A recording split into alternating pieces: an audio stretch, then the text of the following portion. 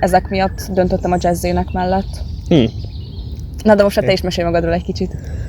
Hát nézd, 19 vagyok, itt élek Budapesten a szüleimmel, és az álmom igazából az, hogy színház és filmművészetből fogok megélni.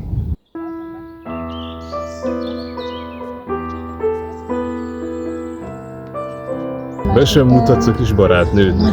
Nem azzal kezdek minden találkozást, hogy bemutatlak a másik félnek. Pedig célszerű lenne. Szóval főzhetnénk együtt, hogyha gondolod, legközelebb. Azt akarom, hogy mindent mondjál rólam. Mindent, ami a 2 éves kapcsolatunk során történt.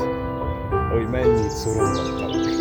Hogy hányszor pánikoltál be tőlem. És hogy mi mindenről kellett lemondanod miattam. Nem lehet ennyit panaszkodni egy első randin. Én a helyedben megpróbálom. Mivel ő nem lát engem, már most idiótának néz téged. Csinálhatnánk rákos raviolit. Várj. Bocsánat, csak azt hiszem beszélnünk kell még valamiről így az elején.